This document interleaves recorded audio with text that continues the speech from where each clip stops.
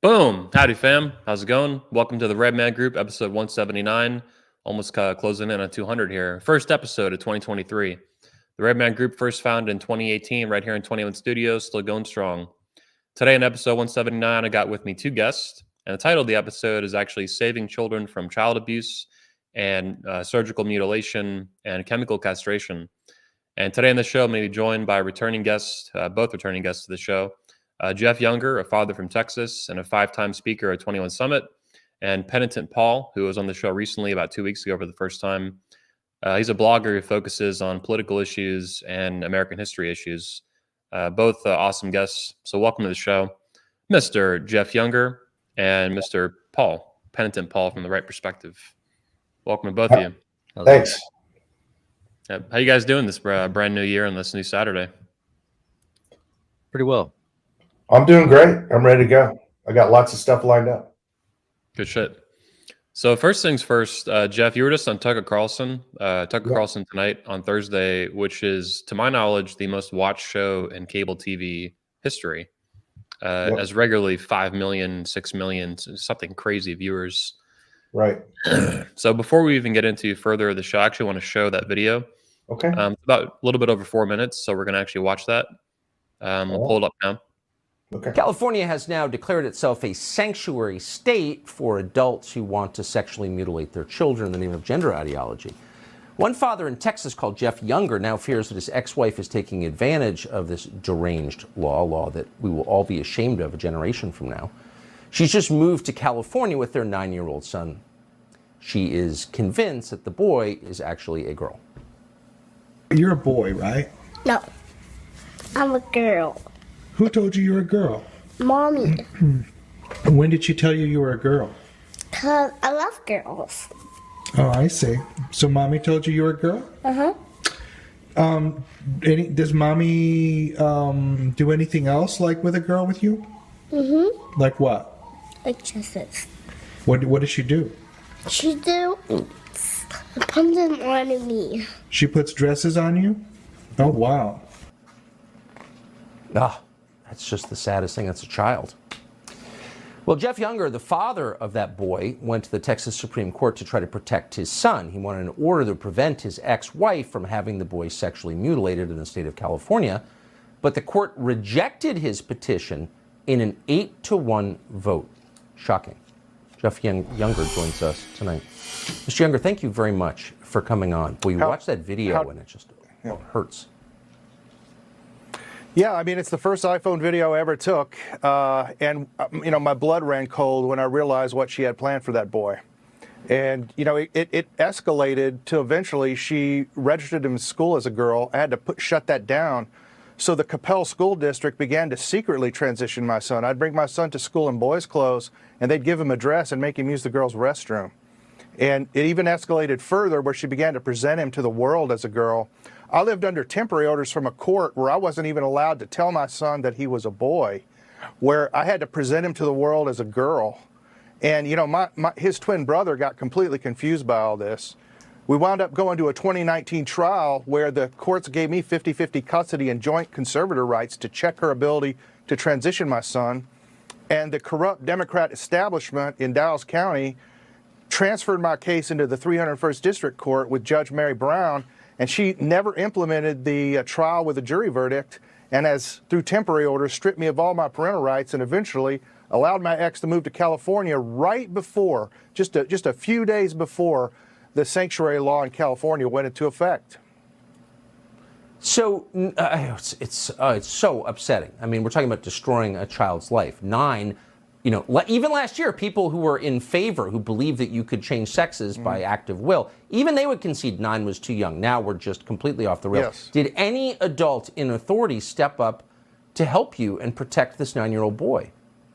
No, she started transitioning when he was 2. She tried to enroll him in a gender clinic when he was 5, the Genesis Clinic in Dallas, Texas.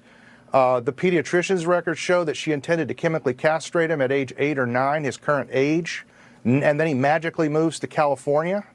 I don't think this is an accident. Absolutely no one in the state of Texas has stood up for me except for Ken Paxton, the Texas Attorney General. I went to the legislature on 2 sessions, and by some quantitative measures, I generated more political power for a bill against transgender child abuse than for any bill in Texas history. Some offices were recording 300 lobbyists a day on my bills. We could not get that bill passed because the Speaker of the House, Dade Phelan, blocked those bills from passage. So the legislature did nothing. The governor did not mobilize the agencies to protect Texas children from these abusive procedures, sterilization and chemical castration. Did nothing. I could not get the executive branch to move. I thought I would get relief in the appellate courts, in the judicial branch, and I go up to the Texas Supreme Court, and they determine absurdly that my wife is no more likely to transition my son in California under the sanctuary laws than she would in Texas. And absurdly, not even really reading Senate Bill 107, claims that we can enforce an injunction against her in California when a plain reading of the bill says that they will not enforce these injunctions, they will not obey subpoenas, they will not obey extradition, and they will not return the children to me under any circumstances. At some point, all of these children will be adults, and they're going to look at us, the adults who should have been protecting them. They will. With rage, yeah. But not you. You've done your best, and our heart goes out to you, for real, and your boy. Jeff Younger, thank you. Thank you, Tucker. There we go. That was Jeff on Tucker. Jeff, I think you did amazing. Like I told you, literally perfect, as perfect as possible in a way for such a short, 4 or 5 minute interview like that. Super clear, super articulated, mostly non-emotional. You could tell, I mean, for something so personal, that's like really impressive, like stoic. So I think you nailed it. And I think if and when you run again for Texas House in 2024, I think you'll win.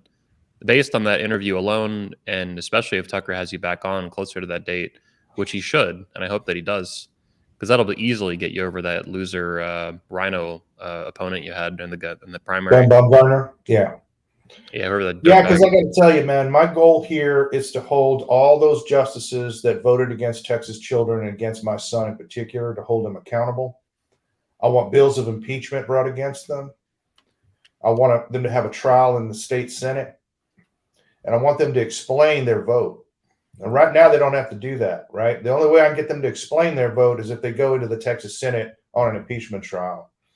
But we need to send a message to judges in the states that if they don't do the will of the people, and if they don't uphold our customs and traditions, they're out of office and they're going to lose their retirement. A woman of that. Hell yeah.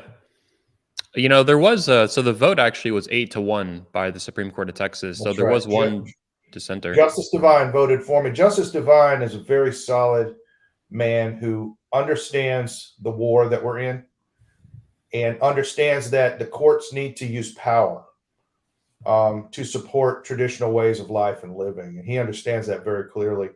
He's also a very principled jurist. He just simply finds in the law that these procedures are child abuse, prima facie child abuse. And the court, this is the thing about the family courts and family law. Family law gives courts unprecedented discretion. So they just have to rule in the best interest of the children. That's a wide discretion. So the Supreme Court had incredibly wide discretion and had a pathway to bring my sons back to Texas and protect them. They literally chose not to. And Justice Devine is well aware of what they did. It's just kind of amazing, independent of the radical, evil, and insane things that your ex-wife wants to do to James and is doing to James and all that. It's just amazing they even let her leave the state for any reason when their biological father is still there. Yes. Forget all the plans she has and the action she has taken. Why are they even getting away from their father? They need you. They need to be around you. They need to see you. They need a father. They need a dad. They need a masculine example for how to be a man when they grow up. After I got out of that 2019 trial with a jury verdict, and they, in a transparently corrupt proceeding, put me in the 301st District Court, transferred me to a new judge. That judge never implemented that verdict, and through temporary orders, systematically stripped me of all parental rights. Yeah, bit by bit, right? Slowly, yes. One brick at a time. Yes. Damn. Let's actually look at so this is the opinion by 2 of the justices who voted against you to send your child off to be mutilated in California. Yeah. Paul, let's get your perspective. I know you read through this opinion by the Supreme Court of Texas. As an observer of what's happening to Jeff and in our country, what did you make of this? Well, I mean, when I read it, obviously I'm not an expert on it or anything like that, but I was just kind of astounded by the fact that it all seemed predicated upon the assumption that she'll keep her word, basically. That's what I got out of it. And the assumption that leftists will honor the Constitution, things of that Yes. nature, that when she gets there, she won't just change her mind. I understand from where the justice is arguing, okay? I get what he's saying, but it just seems completely separated from reality, in my opinion. Yeah, Because, extremely naive, right? yeah, he's basically saying, well, she acknowledges it's binding. Well, what happens when she doesn't anymore? Okay? I mean, she acknowledged that her son was her son at some point, right? And now she doesn't. So what happens then? What happens when she's in a state where he talks as if their activist judges don't exist? That's my problem with it. In Things like that. California, Yeah, of course, of all places. places, right? So that's what immediately struck me. I don't understand how this is even an issue at all. Like, this should have been thrown out from the beginning. What she wants to do is in violation of natural law. It violates the laws of nature. So how's this even a court case to begin with, in my opinion? It just shows you how far we've strayed, completely strayed from the original principle. Yeah. I think Jeff Younger, Jeff, I think you're at the epicenter of the collapse of the American empire if we're to compare it to Rome. Like, this is really crazy. I grew up in the 90s mostly as a kid. I was born in the late 80s. This never happened. This is the first time it's ever happened in American history, as far as I know. Yes. Wife trying to, chemically and surgically and all these things mutilate a young boy into a girl. This is crazy. And this never happened when I was growing up. It never would have. No. People would have been up in arms, literally. And I don't mean their limb. I mean with firearms. This is crazy. Yes. I can't think of anything that represents like the moral collapse of this country more than what this guy's experiencing right now. I can't think of anything else. Yeah, Yep. and I think that your comments on the opinion are exactly correct. However, I don't believe that they're naive. Okay. I think they're lying. I think the justices are lying. That won't surprise me either. They absolutely know what the risks are, and they know what these judges are going to do, and they want my son to be surgically mutilated in California. They want a precedent for all courts in the state of Texas to be able to transfer these cases to California. They wanted to do this. These are highly educated lawyers. They know exactly what they're doing. And even if they don't, you know what? They're experts in the law, and we're entitled to assume that they do know what they're doing. Yeah, true. So that's the first thing. The second thing is the propaganda regime that Americans live under has completely pacified all resistance to these things. And that's something we don't often talk a lot about. This opinion is also a propaganda piece. And you can see that in one of the footnotes that the judge has. I believe it's on page 6. I'll pull it where up. The judge says, I am troubled that Mr. Younger didn't see his children. I noticed that. Yeah. Now, why would it's not normal for a judge, maybe that's not it. There are two footnotes. I'll find it. Personal opinion. There it is. Yeah, okay, page 5. Judges don't put their personal opinions about litigants into Supreme Court opinions. That's not only unprecedented. I don't think that's ever happened in a weird opinion. Why would he inject his personal opinion about something like that? And the reason was this entire opinion is a propaganda piece, and it's designed to support policies that the governor of the state of Texas wants to pursue. He wants Texas to be neutral on these transgender laws. There are powerful moneyed interests in Texas that want that, and his donors, his rich Northeastern liberal donors, don't want him to get involved in the transgender issue. Now, most of these justices, you may not know, but most of these justices actually worked for the governor of Texas when he was attorney general. Wow. Almost all of them were appointed by the governor. So they are doing the governor's bidding here. And this was a propaganda piece for the future policies that the governor wants in the state of Texas. He wants children to be able to come and go to get transgender treatments. That's sick. It's So sick. yeah, at minimum, it's a position. They're acting in this way from a position of cowardice and corruption. That's right. Or That's right. stupidity. I mean, That's right. I would say at least one of them has to be stupid. Agreed. I mean, I know they made it pretty far in life being a Supreme Court justice in a big state like Texas, but Yes. one of our old speakers, Richard Nicolai, has a saying. He's an old blogger too. He's been blogging for 25 years. I mean, Mhm. literally since the 90s. And he says very often, even in the 2000s as well as recently, Democrats are evil and Republicans are stupid. I mean, this is at least when it comes It's a to very electoral. reliable generalization. Yes. Yeah, a good heuristic, and it's true. It And is he true. also says that evil beats stupid almost every time. It does, 100%. Evil was cunning. Yeah, and stupid is not. Stupid is just bumbling retards. That's right. That's right. Yeah, at minimum, there's a profound level of naivety that your ex-wife is going to just, obey everything from Texas when she doesn't have to, when she's in another state. She wants to leave the country too, as I understand it. So if California doesn't give her what she wants, then that's the next step. That's right.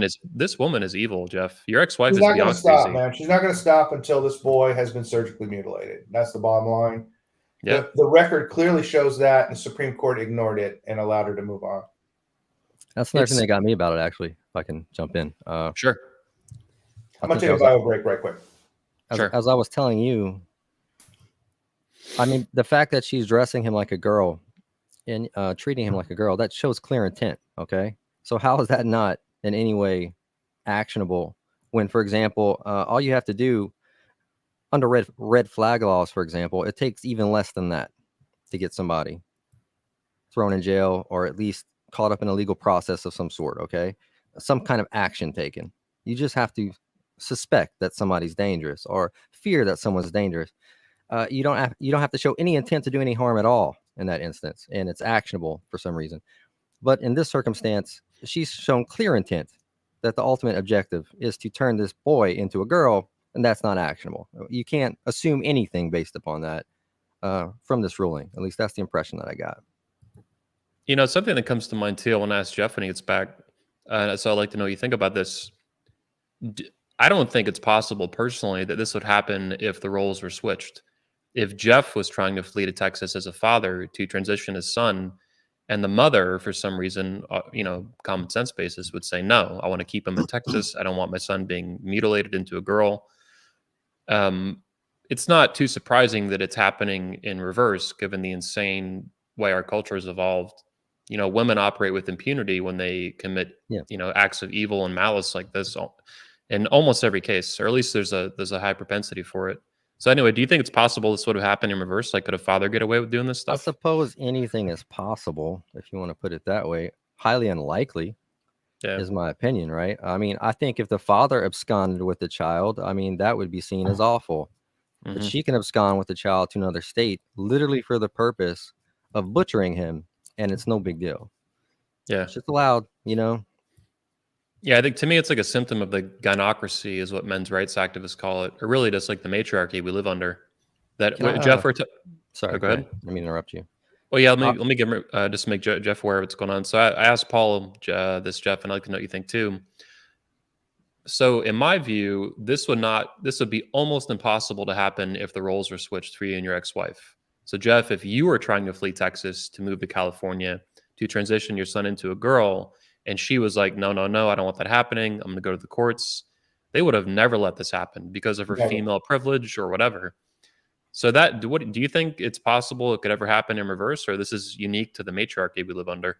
It would only happen if the mother was found to be unfit. And like that is virtually impossible. Virtually impossible to accomplish. I mean, mothers that sexually abuse their children don't get declared unfit. Wow. In Texas. Okay, so it's virtually impossible. That's one of the reasons why, if you see me on Twitter, I've been raising this issue of surrogacy as an alternative for men. Yeah. And I even think that men need to think about, if you want to marry a woman and have children with her, have her sign the surrogacy agreement and let her be the surrogate.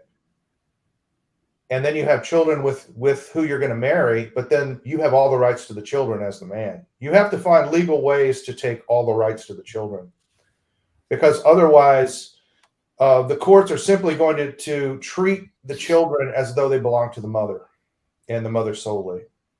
Yeah, I've seen you tweeting about this, and I think at least on a technical basis, you're correct that when a husband and wife have a child, there's a lot of responsibilities that will be dumped on the man, but basically zero authority. And that's what you're experiencing.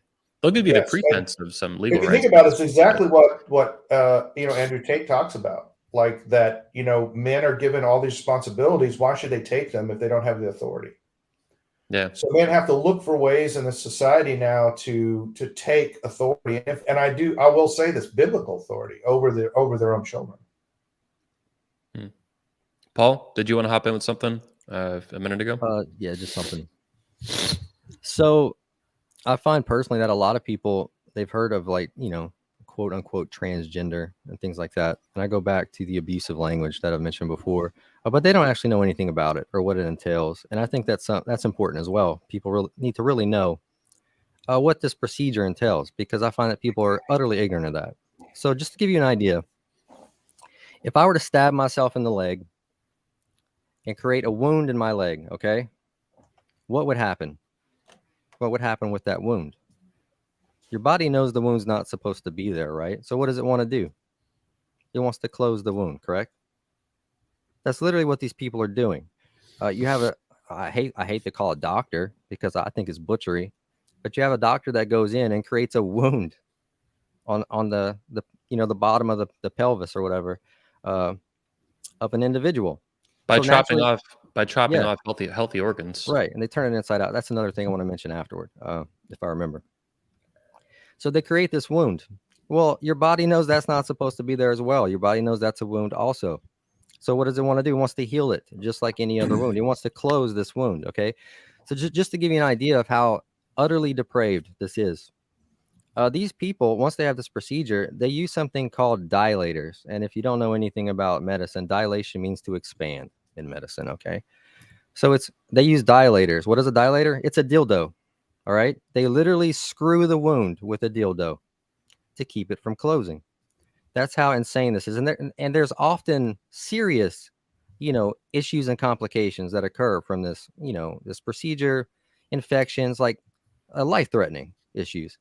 So just to give you an idea of how crazy this is, imagine that I stabbed myself in the leg, and not only do I not allow the wound to heal, I screw the wound in my leg with a dildo. All right. Even worse than that, I want you to screw the wound in my leg with your penis.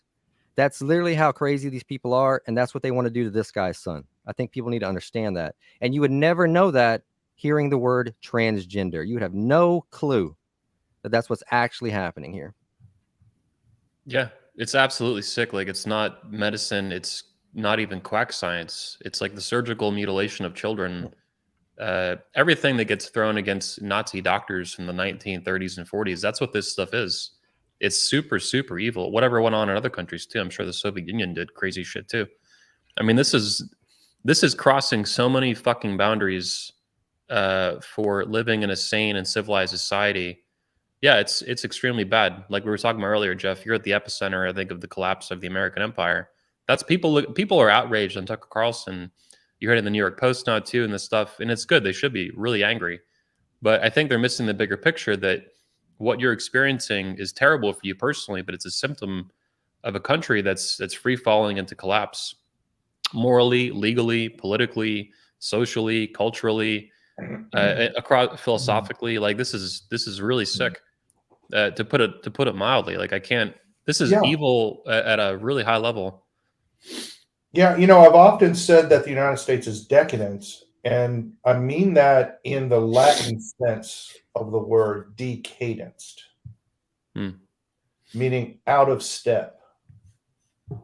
We have no unifying sense of morality. We have no unifying sense of history. We don't share a common culture. And we pretty much never have. What's changed is this. We used to actually have federalism in this country, so that it was never expected that people in Texas would live the same way as people in California or people in Maine. It was understood that these are different and distinct peoples. We used to use the word peoples. We didn't say American people. We said the American peoples. If you go back 100 years, you'll see that they use plural, right? And the only peaceful way back to a union in this country is to assert radical federalism again. And Texans are going to have to accept the unpalatable fact, for example, that in California, they're going to sexually mutilate children. And California is going to have to accept the fact that if you do that in Texas, we're going to put a rope around your neck and hang you from a tree. And we don't have to live under uniform laws. We don't have to live under uniform customs. We can have different ways of life. And that is a peaceful way forward. But we have reached the point now where there is no room for compromise with one another. There's no room for negotiation. What the future is going to look like is a cold civil war. I talked about this at the 21 convention. It's a cold war because it's going to be fought mainly with politics, at least for now. It's going to be fought in the political realm, political and social realm. It's a civil war because it's going to be a contest over who's going to rule. And there can only be one in the end. There will only be one of us standing. And our side, our guys have got to understand that we need a politics of power, not a politics of consensus or conservation. The days of conserving things are over. There's nothing left to conserve. We need to restore things. And the politics of restoration require the overturning of the existing order, and that requires power. And we have to get real about how political power is exercised, because our opponents are extremely skillful at using political and social power against us. And the propaganda regime and the propaganda power that they have is extremely powerful. And our guys haven't even contemplated counter propaganda regimes to use against these people. They haven't even contemplated ways to counter their political influence, even in conservative Republican politics. You know, Republican primaries in Texas are completely controlled by Democrats. They determine who wins Republican primaries. I mean, they are incredibly skillful at using political power, and our guys just are not. And we're going to have to change that, or it's going to turn into a real war. Yeah. And I got to tell you, before my sons were taken from me, I was definitely preparing them for that real war. Men have got to learn how to protect their societies and be prepared to do it. It requires both a mindset, a commitment, but it also requires, a sense of belonging to a community that you care enough about to fight for. Yeah. I think the Civil War issue in particular, I've talked about this with Paul a few weeks ago, but the last Civil War we had was 150 something years ago, 160. It's not, in my view, it's not reasonable to expect that the United States never has a civil war again. We were founded on a civil war. We had one 80 something years later. And then what, we're going to live, the country will exist for 500 more years and never have a civil war. This is not a reasonable conclusion to draw based on history. No. But the average person only thinks back, like Paul was saying the other week, in their own lifetime. So I was born in the 80s, other millennials are born in the 80s. Right. And that's kind of like the end point of what they look at for history, which is fucking retarded. Yeah. Civilized history alone is 10, 12,000 years. I mean, holy shit. Well, even recent history, it turns out that large democratic republics like the United States pretty much only change their regime by revolution. I mean, France has basically institutionalized it. They've had 4 revolutions since the one they had right after the Revolutionary War in America. That's the official way they changed their government. They're on their fourth government now, and they recognize the validity of these revolts. Yeah. So it turns out that we're in this new Enlightenment period, this modern period where there's all these democratic republics. It looks like that's the way democratic republics change their regime, is by revolt. So you can absolutely expect that to happen. But I have to tell you, there's some reasons to be pessimistic too, because I never expected people in Texas, for example, would let the government shut down the churches. Yeah. I really didn't think they would do that. I never expected police officers to arrest children playing in parks wholesale. I never expected people could be confined to their homes for committing no crimes, doing nothing wrong, and that the people would abide by it. So there's some reasons to be pessimistic. I mean, One of the things about the enemy propaganda is that it has pacified people on our side. It's extremely effective at pacifying us because it plays off of right-wing dispositions. We have a desire for social order, and we understand a necessity of a social order, and we're willing to make compromises to keep social order. The left isn't willing to do that, and so they can always inch us forward, and their propaganda is always defeating us in this way. Yeah. Yeah, Donald Trump, in my view, is one of the only political figures in recent American history who has in any way successfully combated this at a national or federal scale. That's it. Yeah. I mean, nothing. He got Roe v. Wade done. I mean, and Yep. all people do is still bitch about him, unelectable, blah blah blah blah blah. I mean, the offensive, the aggressive and offensive nature, and the way he was combative and still is with people, I love it. I mean, that to me, that style of politics is the only shot this country has at restoring itself to sanity peacefully. There's nothing short of that, in my view, that combative, aggressive, assertive nature that he uses to win. And that's on a factual basis. It's the only thing that's gotten anything fucking done. Yeah, Roe v. because he Wade being understood overturned. it as a conflict, and Yeah. it's not just a matter of ironing out a political deal. It's an actual conflict. I mean, let's not forget the military repeatedly disobeyed orders from President Trump. Yeah. We now know that they actually withheld the nuclear football from him. We know that he ordered troops out of Syria, and they lied to him and didn't do it. Afghanistan too. Yes. So what we know now is that civilians are actually not in control of the military in this country. And that means they're probably not in control of the intelligence services in this country. And it means they're probably not in control of any independent agency in the government. Yep. And that includes the State Department. The president is not in control of the foreign policy of this country.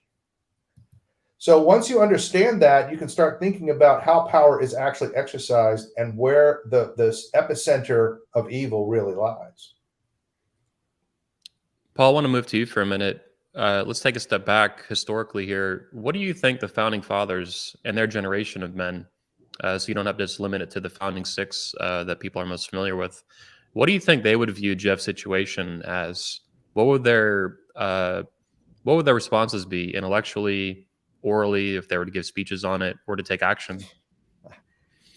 I mean, that's pretty difficult to say comprehensively. I mean, I don't think they could have even imagined what he's going through. This was something that would have been unimaginable at the time. As I told you before, you have Thomas Jefferson, who was what's considered an actual classical liberal in this country, right? Well, he personally authored a bill punishing sodomy with castration. So you see the exact opposite.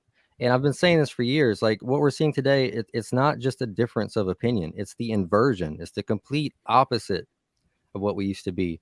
And you see this all the time in the leftist worldview. I mean, it's not just different, guys. It's antithetical. Like things, I pointed it out like this before. Things that are virtues in Christianity, they're sins in Marxism, okay? And things that are virtues in Marxism are sins in Christianity. I mean, complete opposite. For example, sodomy is a sin in Christianity. It's a virtue in Marxism, all right?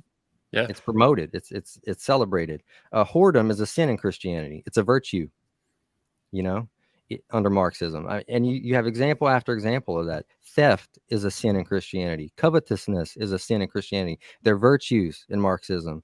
Marxism literally is covetousness as an ideology. It's an ideology of I want your shit, and I'm going to find a way to redistribute it to myself. Okay, so something like this would have never even been broached back then, man. You would have been thrown in jail, and that's another thing I need to bring up as well, because my entire adult life I've heard people kind of obtusely they'll ask why do these people act this way today? Why are they always flaunting this behavior today? Well, because we used to throw them in jail, and we don't anymore. That's why, you dumbass. Okay, the reason this is happening today is because you don't have the will to do anything about it, you pussy. That's why. And I've gotten arguments about this shit for years and years, man. If you don't throw these people in jail, they will throw you in jail. How do you not understand it? That's the fucking reality of it. You can't be nice and have your decent society. Pick one. You have to have. It's the freedom.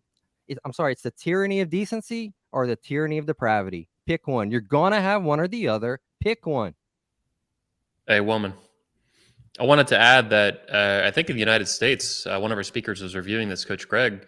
You could be thrown in jail for taking a woman on what would now be considered a date 80 to 100 years ago.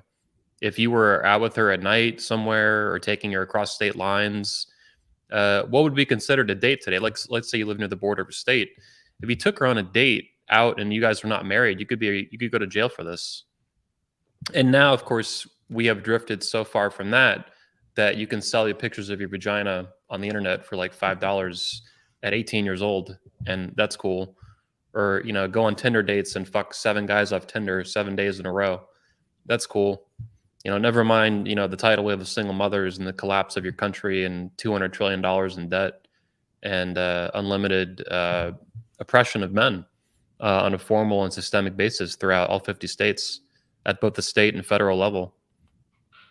Yeah, this country's going to hell in a handbasket. It sucks. Let me ask a question real quick before I lose my train of thought here.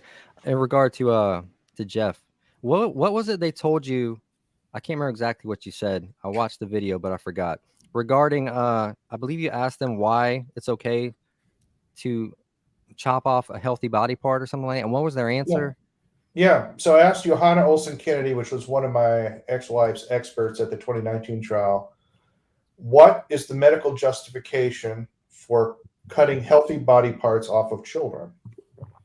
And she said, well, if they're causing psychological distress, they're not healthy body parts. Okay. So. And because of that statement, they refused to put her on. They didn't even put her on the stand. They paid $80,000 for her to show up. They didn't even put her on the stand because if I put that in front of a Texas jury, it would have been over. Right. So psychologically distressing, right? Yeah. Is that what you said? So what immediately bothers me about that is the precedent being set. So obviously psychologically distressing is completely subjective. It's completely arbitrary. Okay. So what happens when somebody decides that their heart is psychologically distressing? What's the difference in substance? There isn't any. There isn't any. Exactly. But no one seems to realize that. And this is something I've been talking about for years, actually. And this is going to find its way into medical curricula, guys. It's going to happen. This is eventually shit. If it's not happening already, it's eventually. I can tell you this, at UT Medical here in Dallas, Texas, it's being taught right now. Yeah. So as I told you before, Anthony, this is not the end. This is the beginning of our madness. All right. You're going to have doctors in the future who are literally taught that people can just arbitrarily believe anything. Basically, how did I describe it in the past? So what's the difference between if someone can say that they're arbitrarily decide that their male sexual reproductive organs are female reproductive organs, if they can just arbitrarily decide that, how is that any different in substance than me saying, well, my liver is my heart? What's to stop you from doing that with any other organ? Nothing. You can arbitrarily decide. That's the problem. And people don't seem to understand. An interesting, and I made this argument in my 2019 trial. I tried to make it in the 301st District Court where I'm at now, but she wouldn't let me make it. Look, there is something called body dysmorphia. All right, there are people who go, my right arm just doesn't feel like it belongs to me, and they have it cut off. Now they can't do that in the United States because surgeons can't ethically cut off healthy body parts for psychological reasons. Did you know that? I did not know that. They cannot do that. They have to go out of country to get that arm cut off that's causing them psychological distress. They have carved out a special exception for sexual body parts and just called it gender dysphoria. Well, it's a special exception for. But it's just a species of body dysmorphia, which surgeons are not allowed to address. So it shows you that the psychosexual program of the cultural Marxists is the preeminent power in this country right now. It can overturn the rules of the American Medical Association. It can overturn the rules of the pediatric associations, all of the state psychology associations. It has that power. Now, you mentioned something else about the tyranny. You're going to live under either a tyranny of decency or a tyranny of degeneracy. And that's why I call myself a straight up authoritarian, because there are always going to be authorities. I don't care if it's a democracy, a democratic republic, a constitutional republic. I don't care what form of government it is. There will be authorities. All that really matters is the moral status of the authority. The form of government isn't that important, actually. The moral status of the authority is all we should be concerned with. And currently, the moral status of our authorities is totally degenerate. The founding fathers spoke on this too, right? That I don't know the exact quote, but maybe Paul does, but even the best form of government is useless with a morally depraved people. Yeah. Like, what is the Correct. point? It's a structure and logistics. But what Yes. if the culture is filled with shitheads? What are you going to do? There's nothing you can do. Yeah. I mean, no constitution, as I believe it was Samuel Adams said, is going to preserve the liberties of a people that are universally debauched. All right. If the people are corrupt and immoral, you could create the best document in the world.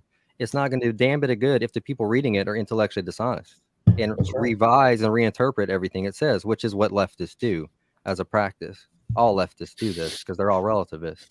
So, Well, and then you got guys like Kavanaugh, supposedly a right-wing conservative justice on the U.S. Supreme Court, right. who finds that the word sex in the 1964 Title IV Act prohibiting discrimination against women on the basis of sex includes transgender somehow. Jesus Christ.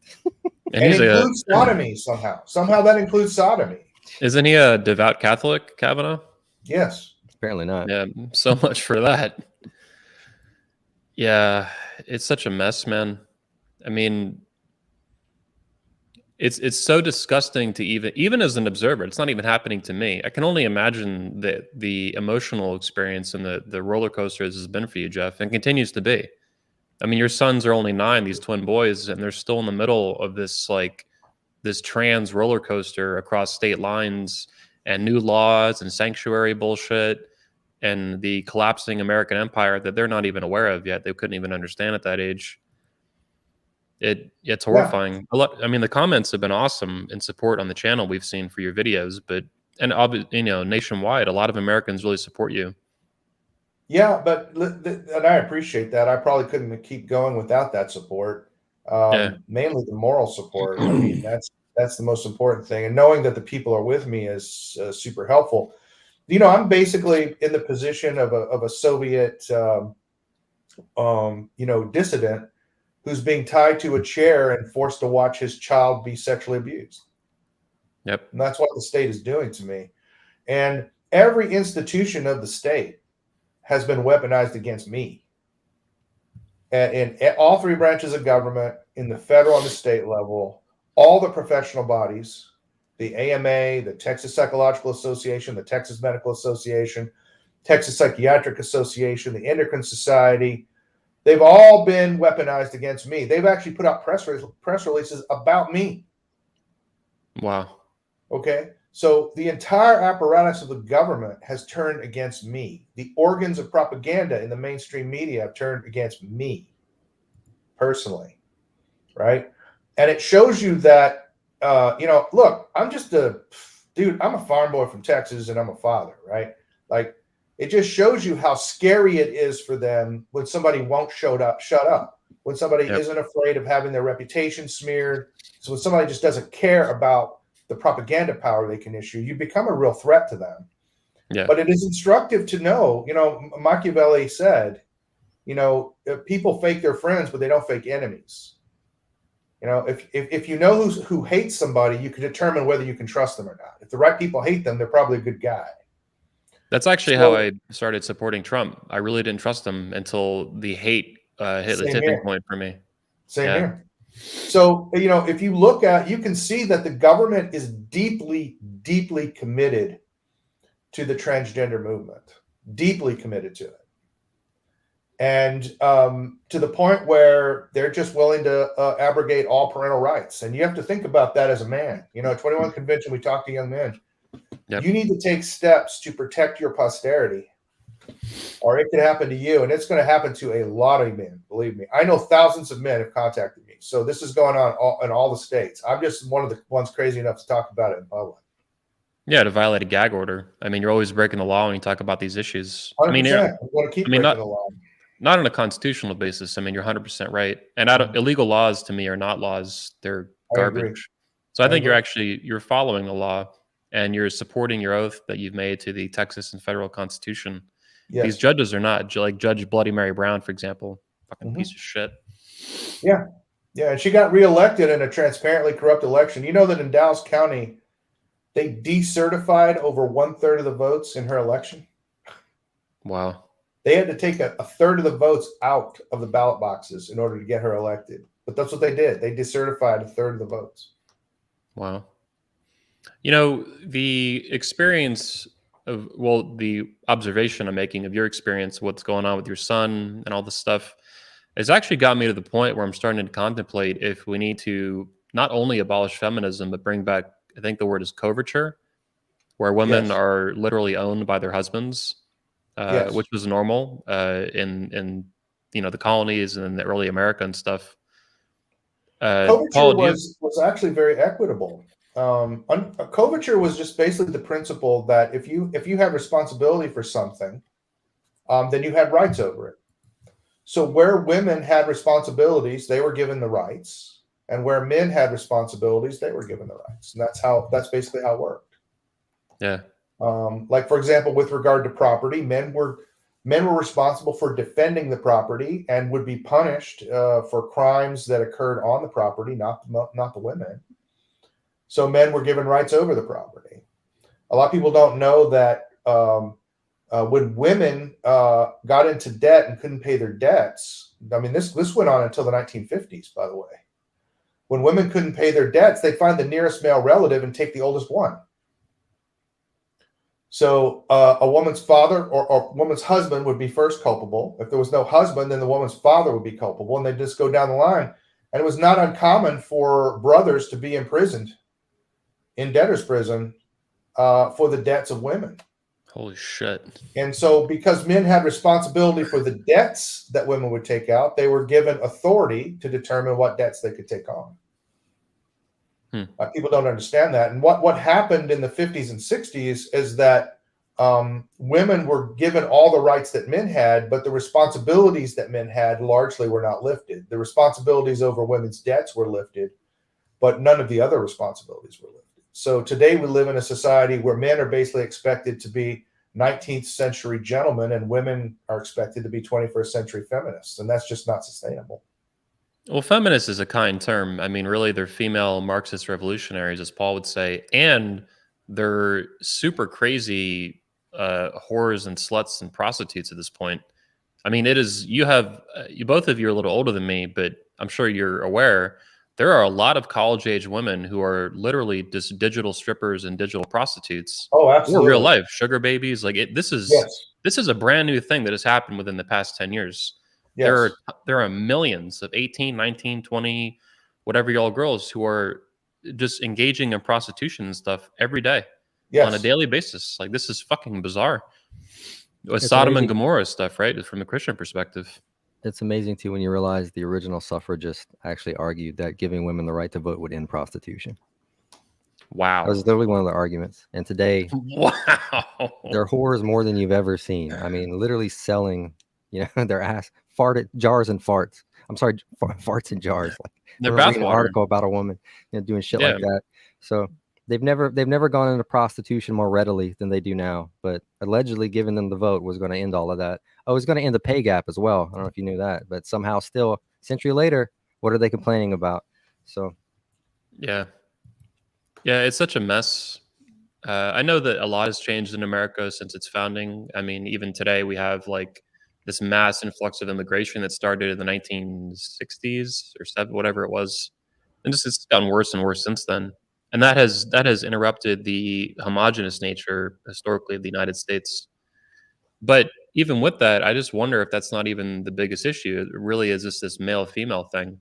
I was reading yesterday on Twitter, there's this huge thread about how even with minorities who will vote like Democrat and stuff, the men are the ones who will much more readily vote for conservatives and stuff. Whether it's libertarian and conservative, whether it's black, Asian, Hispanic, blah, blah, blah, the men will go towards independence, towards responsibility.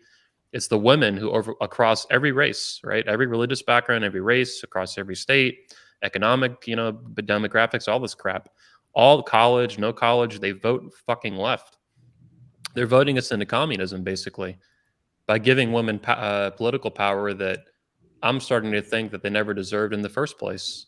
Because Paul made a good point. I never saw this about women voting.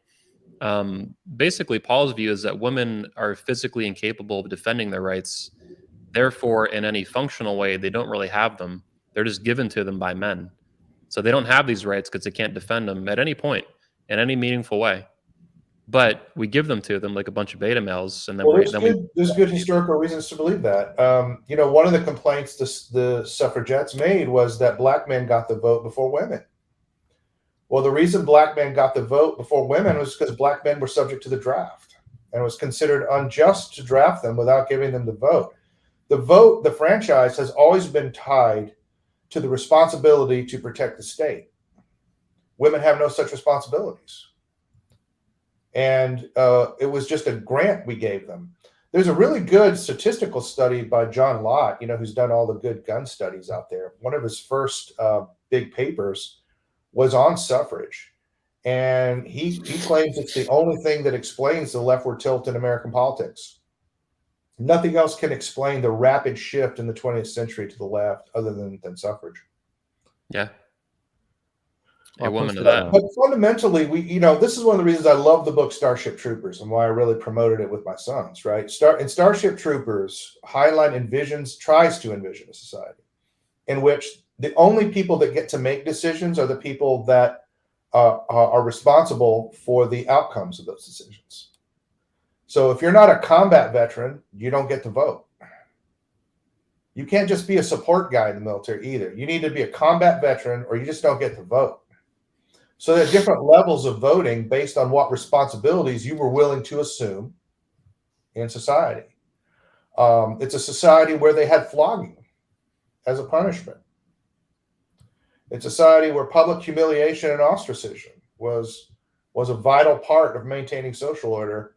But this is something that we need to think about. Like, rights and responsibilities are concomitant, right? You have duties in society, and rights are given to you to accomplish those duties. You need the ability to freely exercise your physical and mental capacities to accomplish those duties. So when we talk about duties or rights, they're really not separate things. But today we talk about rights as though they're these floating abstractions. My objectivist friend who will love that phrase, floating abstraction. Yeah, they're talking about like they're floating abstractions, that they're just things that you get and there's no responsibilities tied to them. And we need to just stop that nonsense. And that's why usually I've just completely given up the discourse of rights, and all I talk about are duties. Because really, when I say someone has a duty to do something, I'm saying they ought to have the right to accomplish the duty as well.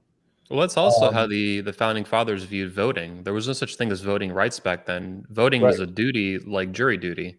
Yeah, and we talk about it. We don't think of jury as a duty. It's one of the most important rights you can exercise. It's the one place anywhere in our system where you can overrule every agency, every single person. That you can overrule the president of the United States if you sit on a jury. It's the most powerful place you will ever sit is on a jury. And people try to evade it all the time. It's absolutely ridiculous. Yeah. You should be going. I do this. I go down to my county and volunteer to be on juries. They don't have to call me. I go down and volunteer to be on juries. Do they let you go on now or no? Absolutely. Oh, no. No. If you volunteer, they'll buy you donuts and they're like grateful because they can't get people to get in and they need people to sit on juries. Wow. They love you if you come down and volunteer to be on a jury. They love But you. if the judge finds out you're into jury nullification, they'll fucking throw you off. They hate it's very simple. When the judge asks you these questions, do you believe that you can judge the law and so forth? All you do is what liberals do. You change the meanings of his words so that you don't have to say yes. That's all. Just don't raise your hand. Yeah. Just stay quiet. Stay quiet. So, Jeff, I want to ask you now, the Texas Supreme Court, has basically just thrown this to California. They don't want to deal with it for any number of reasons: cowardice, stupidity, corruption, malice, ideology. Who the fuck knows? All kinds of shit. Right. Do you have any legal options left at this point in the near future as she continues this parade of mutilating your son, your evil ex-wife? Yes, I'm looking at getting a transfer of out of this court to a court in my county of residence, which is a requirement of Texas statutes. Okay. My judge will not follow the law and do that.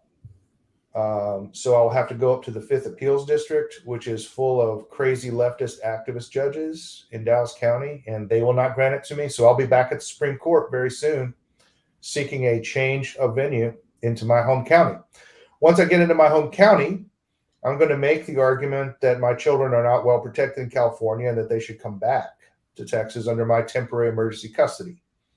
If the court grants that, I do not believe that my ex-wife will send the children back. She will hold them in California under the sanctuary law, at which time I will have to enter federal court and challenge the constitutionality of Senate Bill 107 in California on the full faith and credit clause of the U.S. Constitution. And then I'll have to litigate that up probably to the U.S. Supreme Court. And by that time, my son should be about 15 or 16 years old. And the question will be fairly moot. But if they think I'm going to stop, they're crazy. Hell yeah. I love your persistence with this is really inspiring. This is masculinity at work. For those of you watching who are into like the red pill and you think you're fucking alpha male, D's hoes ain't loyal, it's all fucking garbage. I like the alpha male stuff, but only in a authentic way. Jeff, this is profoundly masculine what you're doing, and you're to be commended on it, like on a moral basis, on a courage basis, just on a brass tacks or brass bones masculine basis. Most men don't have the balls to do this. They're scared. Man, I appreciate it. I appreciate it, man, but isn't this really just me fulfilling my duties as a father? But yeah, but that's masculinity. What fathers are supposed to do. You know, I'm really sick and tired. This is one of the things I don't like about some stuff in our movement. You know, don't talk to me about being alpha. Go be alpha, motherfucker. Mm-hmm. Alphas don't have to talk about being alphas. When I walk into a boxing gym, I don't talk about how fucking alpha tough I am, motherfucker. I get in the boxing ring and show them. And then we know who's the tough guy in the fucking gym. All right? Half the time it's not me, unfortunately. But, you know, I mean, that's how we know. We don't know by what people say, you know?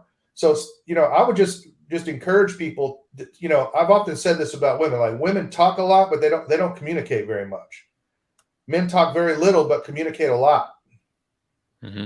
You know? And so the best thing to do is just shut your fucking mouth about being an alpha and get out there and be alpha. Go do some shit. Build. Show me what you fucking got. Go. I love your speech, Jeff, from Patriarch. I'll help you, bro. I'll help everybody. I don't give a shit. I'll help you. If you're on the team, I'll help you. But all this talking about shit has got to fucking stop. You know, at the 21 convention, we should be coming in talking about our accomplishments. Yeah. Not talking about what mindset we got to have. Get your fucking mindset by going out and kicking somebody's ass. That's how you get a mindset, man. I'm tired of this shit. People talking about, you know, how to be alpha. Fuck that. Go do something. You know? So that's all I do, man. Honestly, man, every day I wake up, I think, how do I move myself 1% better than I was yesterday? Okay? That's all I do every fucking day. And everybody says, you're so alpha, Jeff. You're so alpha. Well, I'm just doing what my dad did. I'm doing, you know, you want to talk about alpha, you talk about my granddad. My granddad moved himself 5% better every fucking day. You know? So, like, I mean, get out and do something. And it's like, you know, I really hate that we make a virtue of necessity. I'm doing what any normal man would have done 50 years ago. I'm normal. Yes. This is normal. This is not exceptional super alpha material, man. I'm a normal man. This is what a normal man looks like that hasn't been neutered by estrogen. Mm-hmm. You know what I'm saying? Like, well, reset calibration is for normal. Like, go out and fucking do something. Well, and it did. And I meet so many badasses at 21 convention. Yeah. President Dream. I mean, so many badasses in the audience, and I go, why aren't these sons of bitches up here talking next year? You know, they didn't do anything over the year. They didn't have anything to tell us. Some make it to the stage. Some go fucking do something, and then give a presentation to us and tell us what you fucking did, so we can learn from it. Mm-hmm. Jesus. So, a couple things. Your speech was a patriarch. I didn't mean to rant. No, it's okay. I love it. Your speech at Patriarch spoke to this. We just published it on 21 Studios and 21 University recently, the full thing, not to mention like Yeah. clips and stuff. It was conquer and build. Yes. Secret knowledge will not save your civilization. Do something. And I Yes. love that title. The subtitle, both the title and the subtitle. The subtitle in particular is something I thought that the Manosphere guys and the Red Pill guys really, really, really needed to hear. They just, a lot of them, it's not healthy. They need to get out of it. They need to move past it. Maybe it's like a youth thing, and then they need to grow out of it and mature. Yeah. They need to, knowing secret shit you think is super cool is fucking useless if you don't do anything with it. That's right. Knowledge without action to apply it is nothing. It's a floating abstraction. It's just shit in your head. What is it going to do? You have to do something. You have to build. You have to conquer. You have to go out into the world. You have to at least try.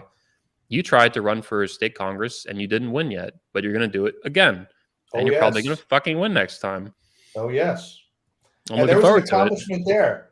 The governor of the state of Texas and the Speaker of the House had to spend $2.2 million to keep my ass out of office and causing them a boatload of trouble. Yeah. Well, next time it's gonna be $4.4 million damn dollars they're gonna have to spend against me. Or they're just gonna lose. Next time it's gonna be $8.8 million. And there's gonna come a time when they don't have enough money, and I'm gonna get in, and guess what I'm gonna do? I'm gonna give them that boatload of trouble. Mm-hmm. I'm looking forward to it, man. I really love it. I think you can win in 2024, and I think you will win. I think you did good last time. You got close enough in the primary. And if you get through the primary, you're gonna win. Yeah, and I learned a lot about the propaganda techniques of our enemy and how they manipulate these primaries. Yeah. So I already have built a propaganda plan that I need to talk to you about, President Dream, in private. A counter propaganda plan to address that. Yeah, I have some ideas too. I've been working on sending you and Michael Foster that I think you're gonna love. Because yeah, more and more action. I'm trying to figure out how to use the Manosphere to do and accomplish more things. Yeah. Rather than just guys, jerking each other off on YouTube about girls. Yeah. We should be talking about our accomplishments and building each other up. That's what we should be doing. Yeah. It should be all focused on accomplishing things. That's one of the things I love about Michael Foster. He's doing stuff. Always. Yeah. Very much so. He's doing stuff. He's doing good stuff. I have a lot of respect for him because of that. Paul, do you have anything you want to interject here? We've both been kind of going on a rant here. Well, you got me going. Sorry about that. It's pretty hard to follow Jeff, honestly. He basically made most of my arguments already. Yeah. In the span of like 5 or 10 minutes or something. So, and he probably made them better than I would. I guess if I could change direction, I would say, speaking about not doing something, one of the complaints I've had with the church my entire life is their lack of action in any capacity, and their penchant to construe doing nothing as a virtue. Yep. And the way I would describe that is, you'll constantly get things. Well, I'm praying for you. I'm praying for the stop. Look, I'm not telling you not to pray, but don't just pray. I would get in arguments with people about this all the time. You can't pray away tyranny. All right. We didn't pray the Germans away. We didn't pray the British monarchy away. None of those things. They prayed, but that's not all that they did. I used to tell people this way: George Washington didn't cross the Delaware to pray for his enemies. All right. He went over there to shoot them on Christmas Day. Like, you've got to do something. And I think men in particular should view what Jeff is going through. They should view it in a personal context. People in this country have this pernicious mentality that, well, if it doesn't affect me, it doesn't exist. Basically, by the time it affects you guys, it's too late. You're affected. All right. When it affects Jeff, you need to view that as imminently affecting you. That's how you need to see it. What's happening to this man will happen to you eventually if you don't stop it now. Or your friends or your brothers or your cousins or somebody you fucking know. Exactly. Whether it's divorce court or family court and all this stuff, the trans stuff. Jeff's not the last person this will happen to. The last man. Oh, no. Oh, no. You need to be there's doing a lot of everything men you who are can. not speaking out about it. Yeah. Everybody's just like, it's very frustrating for me because so many people on the right, they just hide from it. They just want to hide from it. And they're hoping they'll be the last one affected, basically. That's their strategy. And I would get in arguments with people on the right all the time. Like, what's your They don't have a strategy, first of all. There is no strategy. All right. They're literally just the strategy is hoping it goes away. apologize. It's apologize too. It just goes away on its own. agree with them. Oh yeah, like it'll And be okay. I would get arguments, what are you planning to do? Let's say when the communists take over fully, what is your plan? To live in an attic like Anne Frank? That's your plan? How did that work out for her? Mhm. And they don't, who's Anne Frank? I mean, like, that's basically what you're going to get when you talk to these people. They have no idea. You have to do something now, guys. You can't wait. And I'm not saying I'm a perfect role model in that example, but I'm at least willing to denounce it. And most people won't even do that. It's super frustrating. Yeah. This is why I love the manosphere, even though it is far, far, far from perfect. I do think that it's the only space culturally available right now to push men to be more masculine authentically and to do things like take action and be a man. Be a man in the way that maybe their grandfather was, like you're saying, Jeff. My grandfather, too. My grandfather, I'm pretty young, but my grandfather was a World War II vet. A Oh lot of yeah, people, I those think, dudes, dude, yeah. those dudes. They But could the outwork manosphere is, you. They could outfight you, outwork you, outthink you right into their 70s, man. yeah. But I think the Yeah. manosphere is just the one place where this kind of discussion is even happening, where men need to be men. They need to be masculine. Whether you think it's biblical masculinity, traditional masculinity, old school masculinity, I like calling it common sense masculinity. And I Yeah. think American masculinity is a good thing too. We need to actually build kind of a cultural tradition that or restore it to what it was. And I think American masculinity is something a lot of people can get behind. A lot of men. Yeah, most Common definitely. sense too. Most definitely. American masculinity is built off of the idea of the yeoman farmer and the idea of all men being small businesses and entrepreneurs running their own little enterprises for the benefits of their family and their clans, you know? Hmm. But you touched on something super important, I think. Okay. You know, when they fuck with one of us, they're fucking with all of us. You know, when they come and push Michael Foster around and fuck with his business because of his political views and his views on men, they're fucking with all of us, man. Yeah. And we should make it very clear that fucking with one of us is bad. Fucking with all of us is insane. Yeah. We need to stand together. We need to start adopting that attitude of a coalition or a clan, because that's actually how you get social change. The fundamental organization of type for men is the clan, or you might call it the gang or the mafia or whatever you want to call it.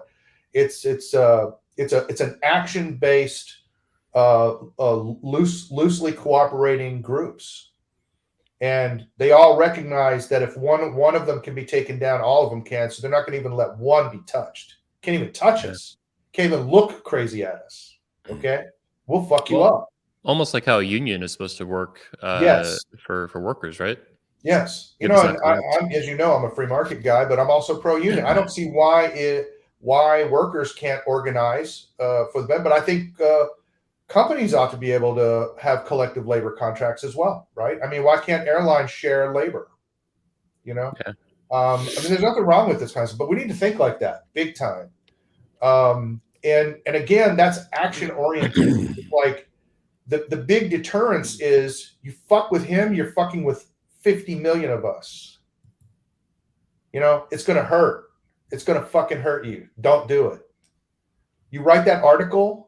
You write that fucking article impugning one of our guys, it's going to fucking hurt. It's going to leave a mark, motherfucker. That's how we should think about it. So one of the things I have been thinking about, and I've spoken a little bit about this previously, so I'll just bring it up here. And I've talked to you about this, Jeff, too, one-on-one. I'm wondering if we should work to make the manosphere a single issues like political party. Maybe not single issue, but like a very tightly focused issues political party that then pushes Republicans and conservatives to take this stuff more seriously, which they are already a little bit. There are some senators like Josh Hawley and some congressmen and stuff. I met Matt Gaetz in Texas, actually. I definitely think there's room, not room, but actually a demand, a social demand for what I would call a man pack. Yeah, that's funny. A man pack. You got it? A super pack. Yeah. The man pack. And the man pack would give out campaign donations, which is how you get influence. The man pack would influence media. It would have, if you look at how CPAC works, why can't we have a man pack? Yeah. And CPAC, do we the know event, or anybody you that knows mean? how to manage big events like that and get that stuff going, President Dream? We know anybody that knows has the I don't. expertise around that? Let me call corporate. Yeah, okay. Hello, this is corporate. Hello. Well, I know how to do. Well, I'll tell you this: I know how to do the fundraising for it on the political side. Yeah. So that's something we should talk about: making a man pack Yeah. and I think making it this a is a. political force. I think it's a Because good there's idea. tons of feminist packs. Why can't there be a man pack? Exactly. And the Now, Not also, only- I want to come back to the church question about prayer. Go ahead. You two go at it. Man, Church stuff. These Christians today drive me crazy, man. Like the purpose of prayer isn't to tell God what to do. The purpose of prayer is to reform your dumbass, right? Prayer reforms you so that you can go act rightly in the world. But there has to be a synergy between faith and works, between prayer and action, right? So you have to do both. You have to pray and work. It's the whole purpose of prayer is to reform you so that you will do work. It's to change you and reform you, not to tell God what to do. Everybody thinks prayer is to tell God what to do. God, please save me from this. Well, this is a fallen world with people who have free will. God gave them free will. They can hurt you, right? What you should be praying is what David prayed for. He prayed for deliverance, but he prayed for the wisdom to know how to get out of these troubles, right? Pray for your own reform and seek it by action. This reminds me of I think it's a Christian saying, God helps those who help themselves. So those who take action, basically. That's right. I mean, my personal philosophy is that for me, prayer is something you utilize in regard to things that are out of your control, not those things that are in your control. And I would get in arguments with other Christians about this all the time. And one of the ways I try to convey this to them, let's say you take your kid to the pool, okay? And for whatever reason, your kid ends up drowning at the pool, and I'm the lifeguard. You come running to me and you're saying, my kid's drowning, you got to save him. And I stop and say, let's pray about it. Right. And then when that's not sufficient, you don't want me to wait for prayer to be the solution. You keep urging me to take action. Well, my next response is, well, don't worry. Jesus will be back any minute. He'll take care of this. I mean, that's what it's like talking. It is what it's to like. These Christians now. Yes, it is. There's any excuse not to do a damn thing about anything. Yeah. And they use it as a false virtue. They make a virtue out of apathy by construing it to be prayer. Well, yeah, it's a good thing that I'm doing nothing about evil. I'm praying about it. And I'm so fed up with that shit, man. I've been fed up with it my entire adult life. I've never gotten along with other Christians because of things like this. And you can't reason with them at all in that regard. They have no strategy for dealing with any of that. You can't even talk about it. You can't even broach it. When I would broach, I will never forget the look of shock on a pastor's face when I told him the solution to our problems is a militant Christian movement.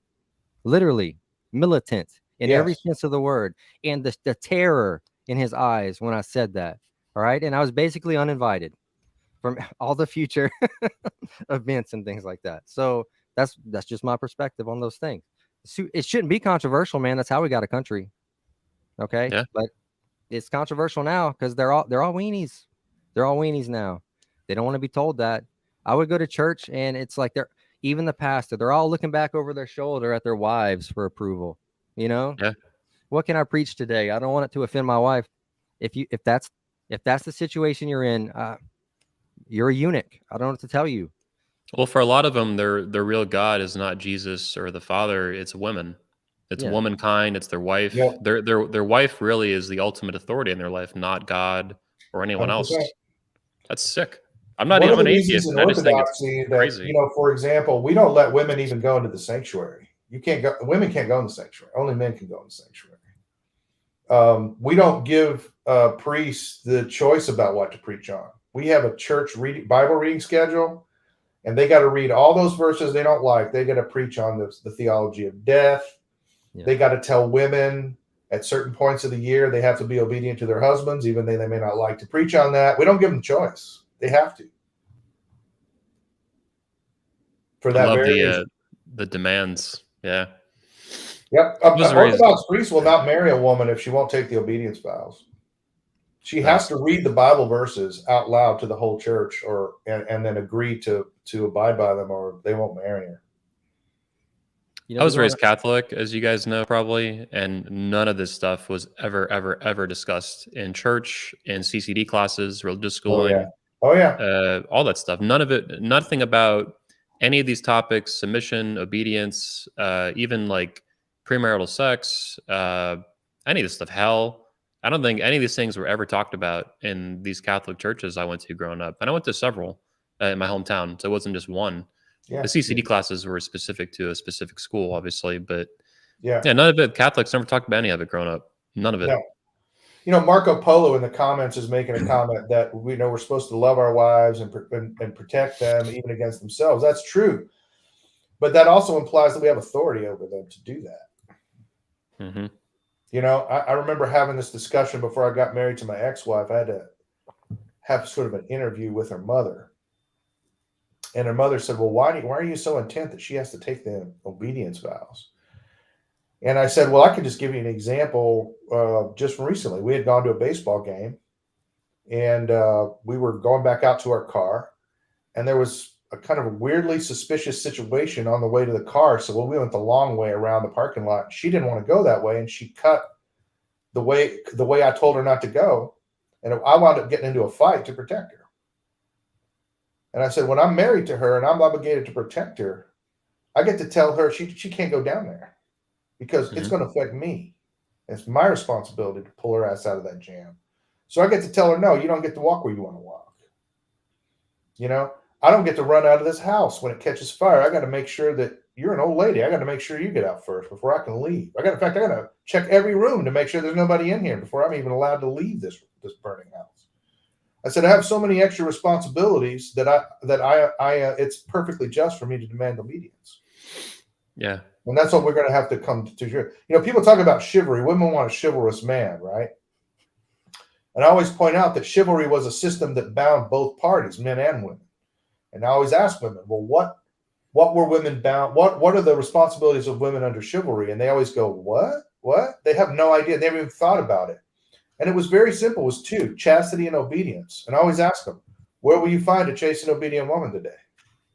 Yeah. You know, Jeff, as you know, I went to CPAC several times, including in Texas. We had lunch at one time. In Florida, I've been to a couple of them. I've also gone to Turning Point USA events. Yeah. And I try not to go with a bad attitude or anything. I'm usually there kind of I'm friends with, with Eric and Melissa and stuff. I don't want to cause any problems for them. But what I do is I film interviews and trailers with the different people there. And what I did, particularly Turning Point, but also CPAC, is I went around asking these Christian girls who ran Christian booths for anti-abortion and stuff. Right. And I would go up, and I know what I'm doing, right? I'm causing I think you would call it Socratic questioning. So I'm kind of baiting them into their own hypocrisy. Sure. And I asked them, are you guys a Christian organization? And it'll say clearly that they are. Like, oh yeah, we're Christian, college campuses for women. Mm-hmm. I'm like, cool. So, as a Christian organization, do young Christian women who have sex before marriage, are they going to go to hell? And they just, they immediately just start, they never answer. They never say nothing. Right. The answer is yes. One Catholic girl actually once said yes. In Texas, actually. There was one girl who gave me a straight answer and just fucking right to the point. Every other girl asked that shit too. They went spastic. They started sputtering. Pointed. It tells you a lot about what they're doing, though, doesn't it? You can assume a lot about that, right? Well, that they're whores and they're frauds. They're not Christians in any meaningful way. Because I just asked them. I'm asking real calm. I'm not mean. I'm not even filming it most of the time, right? Because it's not like a gotcha thing. I guess you could do like an Alex Stein move. But it's just hilarious to me, but also tragic that they can't answer these questions and they get so mad about it. The emotions just immediately flare up like a demon coming out, the Jezebel spirit coming out of them. I bring it out and make an exorcist. Ask them about the biblical role of a woman if you think that pisses them off. Holy crap. Yeah, I'll do it more. We have a law that I'm going to be fighting against in the next legislative session. It was also proposed in Florida, President Green. Okay. To begin to assess child support on a man from the moment of conception before the baby is born. Yeah. So I keep walking around asking these feminist Republican women, it's not a human being yet, right? Yeah. Let me ask you a question. So it's legal for the mother to kill the baby. Yeah. But during the period when it's legal for the mother to kill the baby, you want the man to pay child support. I said, if you can kill the baby, can't the man abandon it? It's Well, the just answer total for them, cognitive dissonance. Total yeah, cognitive dissonance. But what they want is when the baby's born, like for me, it would be about $26,000 I would owe in child support right when the baby's born. yep. That's what they want. It's a big payout for women. It's this whole concept where we're transferring responsibilities off women onto men, but not giving them any authority over it. Well, I want to fine. add here. If I have to pay child support when the woman is pregnant, then I want to direct her eating habits. I want to control her physical activity. I want to say in everything she does as she gestates my son. Yep. Right. I won't be given that authority. That I'll just be made to pay. So that's a whole one of the big concepts with modern law is it's all oriented toward transferring responsibilities off women onto men, but not giving them the authority to affect those responsibilities. Well, I think an articulate way to put it, a simple way to put it, is it's slavery. This is modern, sophisticated slavery of men by women, 100%, by weaponizing the family law system and other elements of state law and federal law and stuff. This is slavery. It's modern, advanced slavery that takes, and I think one of the reasons it happens is it's not simple, it's complex. So there's multiple layers of how this happens with rights and responsibilities. And while this is not complicated for people with IQs over room temperature, a lot of people are fucking stupid, and they're kind of like a dog or a cat. They can't really think beyond whatever's in front of them. And if it's not single layer, they just don't get it. We're like, I don't get it. Yeah, Paul, did you want to pop in? I was going to say the way I've described it for years is that modern women have all of the benefits of traditional gender roles, but none of the obligations. Correct. And conversely, men have all of the obligations of gender roles, but none of the benefits. So the situation you were just describing, in that situation, the woman basically has completely arbitrary power. Yes. I mean, she's an autocrat. She can literally decide whether a child is a child or not, if it's alive or not. In that situation. Well, look, in Jeff's case, she can decide if her son, who was born a biological male, Jeff has a son named James, not some Luna bullshit. She can decide whether that son remains a boy or transitions into a fake girl. Yeah. Your son James will never be a girl. You know that, Jeff. That's a fact. That's a biological fact of reality. They cannot be changed. The courts listen, every institution of the government is intent on giving her the power to decide whether he's a boy or girl.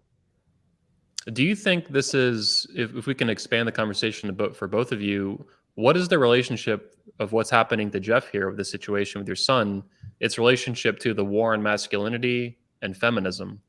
Because a lot of this is, as you probably know, Jeff, with trans statistics, a lot of it is heavily slanted towards converting young boys into girls. It happens the other way too. Little girls are getting their tits chopped off, double mastectomies at 14 years old. I mean, this stuff is also crazy, but a lot of it's happening to the young boys.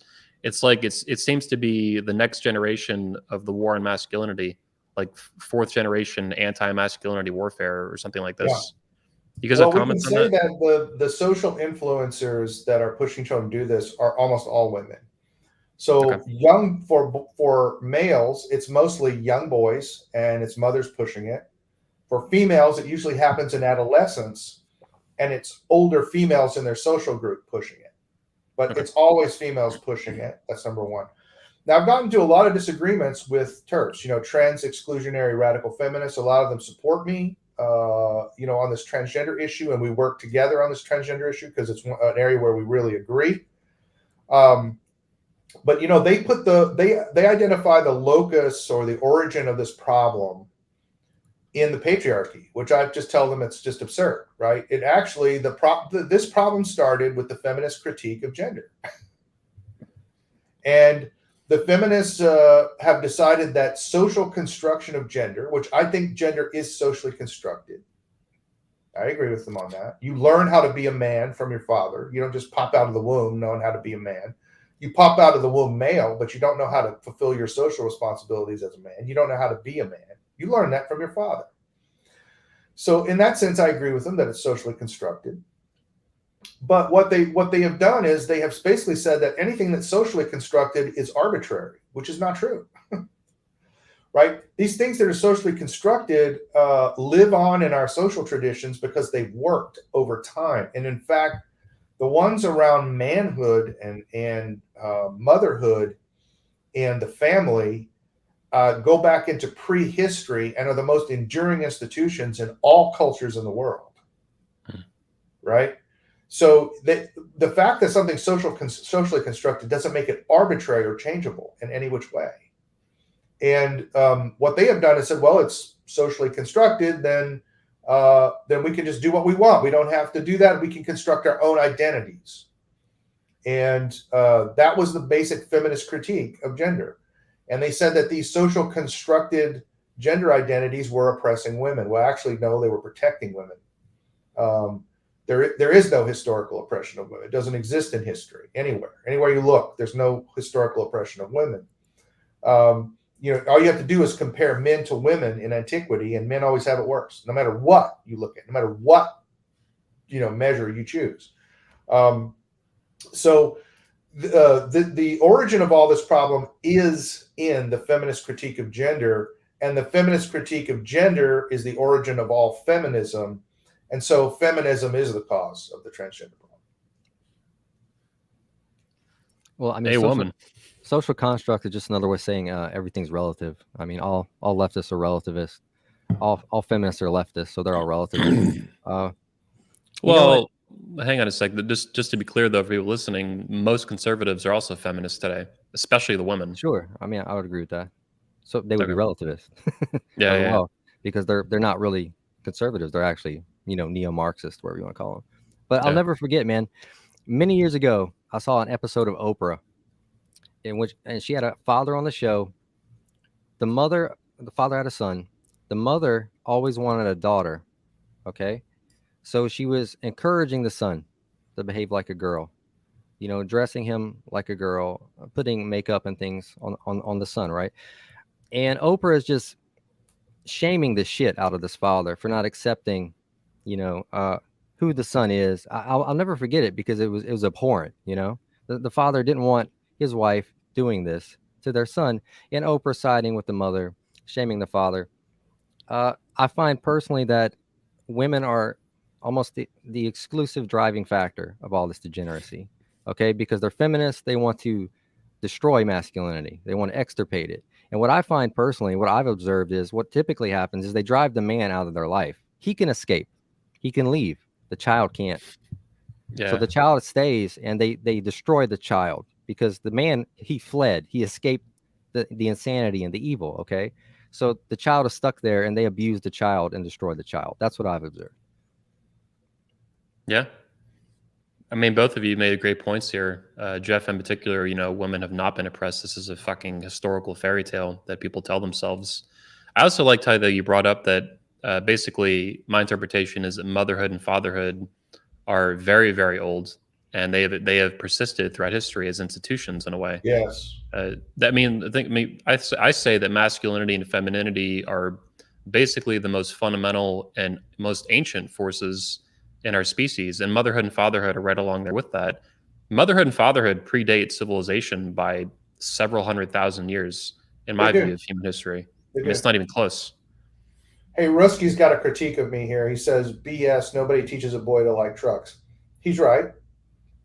One of the biggest differences between men and women is that men have an orientation towards things and women have an orientation towards people. So I'm not claiming that all aspects of masculinity are socially constructed.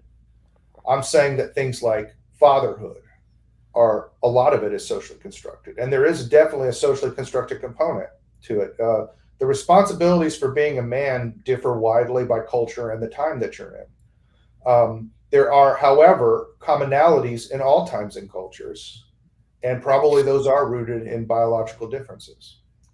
Yeah, you didn't make an exclusive claim. I was thinking about that, but I knew you don't ignore biological reality and biological facts. No. Yeah. No. The reason that there are different gender roles in every society is because of biology, right? I also think there's a theological reason. Because of what? Biology. Oh, you said biology. Okay. Biology. Yeah, it's the biological differences between men and women that create the differences in roles. I also think there's a theological reason. One of them would be just simply, most people just simply don't read the plain words in Genesis. You ask women, why was Adam punished? And they'll say because he didn't protect his wife, and that's nowhere in the Bible. Nowhere in the Bible. Adam was punished because he listened to his wife. He was supposed to ignore her. Hey, woman. Right? Yeah, listening to women's stupid. Like it It's almost very always blows up stupid. in your It's very face. I just stupid. posted that the other day. Yeah, Like, yeah. it's exact But same. let's make a point here that, you know, a huge chunk of the manosphere lately, because it keeps hitting mainstream, and then there's this huge influx, almost like immigration, of all these beta males and normies and shit. Yeah. They're so fucking beta and so fucking naive that they'll tell you out of one side of their mouth, women are all lying whores, don't trust any of them. And literally 5 minutes later, they'll go on YouTube and they'll listen to some red pill hoe, like pearly things, and they'll be like, oh my God, she's red pill. I love her. Let me give her money. Let me give her money like a little beta male. And it's like, you are so stupid that you think listening to women is bad. And then 5 minutes later, you go do that and pay them. It's like, it's Yes. the Schadenfreude, or what is the fucking German term? Yeah, So yeah, Schadenfreude, it's insane. Like the cognitive dissonance has to be like bigger than a house, but they don't get it. These guys are just so many Americans are just beta. You know anything when you're talking about making a male pack earlier? That's something I wanted to say. I forgot. You have to establish your core principles from the outset, and you can never compromise on them. Okay, don't make a big tent party. Don't start admitting anyone and everyone, and you're going to see that immediately. You're going to start having people urging you to admit, like the women, for example, about what you're speaking, and that will be the downfall. That will start the downfall right By there. presidential decree, bigger and bigger. You know? By presidential decree, I've already excommunicated all women from the manosphere. There are no women in the manosphere. There's a few allies: Melissa Isaac, Professor Janice Fiumengo. These people, the Floatum, obviously, but they're not actually part of the manosphere. Like in any practical, applied way, they can just be allies at best, and that's really rare. That's the exception that proves the rule that they're not part of the manosphere. They don't belong here. And I call them conserva-hoes, the ones I don't like. Red pill hoes, conserva skanks. They're all frauds. They're all just grifting off of gullible betas who are naive enough to believe that the pandering is real, right? Oh, women are so bad. Give me money. Like, these guys are fucking so gullible, and they beat up on me for calling it out. I'm like, yeah, well, good thing I love being hated. Well, our enemies are experts at subverting democratically run institutions. If your audience is interested, just search on the internet for a term, entryism. Entryism. It's an old Bolshevik technique. They have absolutely perfected it. They can take over any democratically run institution unless it has extraordinary safeguards in it. And even Churchill, recognized this. He said any institution that is not explicitly right wing will become left wing over time. Right. So you have to be explicitly masculinist. You can't let women on your board. Yep. And so forth. We have all kinds of Republican party organizations that don't let men on their board. All these Republican women's organizations, there's no men on their boards. Wow. I don't see why we can't have a man pack. Yeah. I want to add, Jeff, you mentioned something really important, that if it's not explicitly right wing, from Winston Churchill, you said, it becomes left wing. Obviously, in America, this has been the trend too, and the shift, whether it's, women causing it or whatever, or any number of factors. My view, though, is also that basically because of entropy, things drift towards chaos and disorder, which is leftism fundamentally, and Marxism and feminism and all this stuff. So that's actually, this is one of the reasons why the conservative strategy of apologize and pray and don't do anything has failed. It's because entropy is constantly moving us towards chaos. So you have to overwhelm that entropic power, if that's the right way to say it, with hardline stances with zero compromise on major issues, like you're saying. Yeah. To avoid entropy, you have to apply energy. Yes. And it's the energy in the system that maintains its orderliness. And it has to be equal to or greater than the force being applied against it. That's right. Which is why I keep saying, go do something. Yeah. I'm working on it, man. I'm always building, doing as much as I can. You do stuff all the time. Yeah. I'm talking about our 21 attendees. The happiest 21 convention in my future is showing up where every attendee has a presentation on massive accomplishments. Well, at least the guys who attend are actually doing something in the first place by acting to get there. They are. Usually they don't. They would never get this message if they didn't attend. That's right. It's the guys on YouTube though, and the guys in the manosphere digitally, Reddit, Twitter, YouTube. These are the guys that are honestly the attendees are the top 1% of the manosphere. That's why they Yeah. show up. Like they have the When I balls talk to about show up. secret knowledge, I'm talking about what those guys are peddling. Yeah. Yep. That's what I'm Yeah. talking about. Nifty sounding fucking bullshit. Actually, there's I know it's not correct in Christianity, technically speaking, to say it, but Gnosticism with a G in front of it Yes. is a way that I've seen a fitness blogger put this once about the same set of issues. That in the fitness world, it's the same thing. It's about trying to find secret knowledge and then not doing anything with it. Right. And then they feel powerful. And he Right. pulled Gnosticism as a term to cover this, but I don't think that's the historical way it would be used. I don't know No, if you but guys it's have comments come on to that. mean in the modern world the idea that you have some secret that you think is Yeah. gonna give you the edge, and it doesn't. You know? Yeah. But that isn't actually what the Gnostics really thought. But Yeah. I want to It's say fun too, to man. know.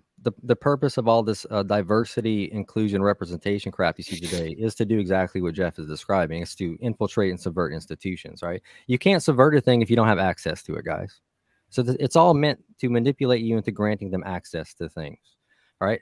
Imagine it like a spy from a foreign country. I mean, they can't steal your secrets if they can't get into the country. Like if you won't let them pass the borders, or if you expel them once you catch them, they can't Mhm. steal your secrets. Well, that's basically what it's designed to do, is to get all of these organizations to willingly allow subversives into the organization, at which point they basically take it over. They start demanding the implementation of, Marxist principles and all those things from within. So every time you hear those terms, diversity, inclusion, representation, things like that, it's meant to get you to allow subversives into your 100%. organization so they can subvert it. So again, talking about a pack, you're going to immediately start seeing things like that. If you were to form a man pack, you're going to immediately start seeing, well, we need representation of women, or just something else, trying to get these people into the organization, after which point they're going to strive to subvert it from within. So, Oh That's yeah, a they have women 100 ways to Sunday to subvert democratically run institutions, and a PAC by law has to be run by a board, which is by definition democratically elected. Well, also though, I want to add, not only do these things happen on purpose and through malice and just cleverness and all kinds of game playing and strategy, it's also what women do automatically and naturally. They want to be like this warm, the ones who are not sadistic and fucking crazy like your ex-wife. They all want to be like this hyper inclusive stuff. That's why women want, the barbarians like we have at the southern border to come into the country. Like women are like, oh, let all the barbarians in. We got to love them and blah, well, blah, blah. it's Who all cares if they want to kill us? it's also the purpose of like anti-discrimination laws and things like that too. They literally ban you from telling the difference between things, and the purpose of that is so you cannot label a subversive and expel them. Or if you're not even allowed to acknowledge that someone is different from you, you can't do anything about them. You see what I'm Yeah. saying? So when that guy at Fort Hood, who was apparently a radical Islamic terrorist or something, shot all those people at Fort Hood, there were Yep. people complaining about that guy well before he did that, okay? But you're not legally allowed to do anything about it, because you're not allowed to even acknowledge that that guy is different from you. You see what I'm saying? That's the Yeah. purpose of those laws, and no one seems to understand that. They've literally banned, it's thought control. They've banned telling the difference between things, which is it's a fundamental requirement of all rational thought, right? You do this all the time. You're constantly discriminating. It's the reason Yes. you're frankly still alive. Anyone's still alive, okay? But they're banning that, so you can't get rid of these subversives, these hostile entities. Well, you can't. Basically, I've said in my speeches now for a while that you control thinking by controlling language. So they're mentally enslaving people by controlling what language you can use on Yeah. social media, in public, these anti-discrimination things. Exactly. And if you Well- control someone's language, you control not only what they say, you control what they hear, because they're controlling what other people say, and therefore you have total control. It's slavery, basically. It's mental, sophisticated slavery.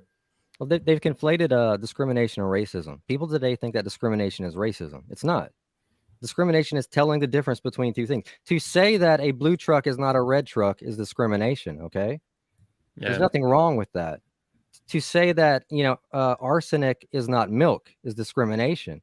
You have to discriminate all the time in Dude, order to make sound judgments. speaking personally, I only like chicks without dicks. Period. Exactly. I'm Well, that's very discrimination. discriminatory. I'm very discriminatory in my sexual Yeah. life, historically before I was engaged now. I did not like dating trans women on Tinder, and there's plenty of trans women on Tinder. And you know what? I don't like chicks with dicks. I like chicks without dicks. I like women with vaginas only. Yeah. We got to make women female again in Wise this country. choice. But it's hard to get people to understand that because they think discrimination and racism are the same thing now. Okay. You're right. The problem is not that a blue truck is not a red truck. The problem is thinking that a blue truck is inherently superior to a red truck just because it's blue. Those are two very different things. But you can't get people to understand that anymore. Yeah. That's true. Hey, Dalton asked what 3 things men could do to move society forward. And I thought I'd contribute 3 things. First of all, when the leftists give you commands through the propaganda system, just say no. You know, when I've been told that, I've actually been told this, that, you know, I have to hire a woman, I go, no, I'm going to hire the most qualified applicant. No, I'm not doing that. You know, learn how to say no when the leftist system gives you commands. You know, when I was asked to wear a mask, I just said no, I'm not wearing a mask. No, thank you. Just learn to say no to leftist commands, which are all in our society. Second thing is to call out degeneracy when you see it. I saw a young woman in a coffee shop the other day wearing a skirt so short I could see the crease of her buttocks. And I told her she should be ashamed of herself for showing herself in public like that. She shouldn't whore around like that, and that she's disrespecting her family and her father by doing that.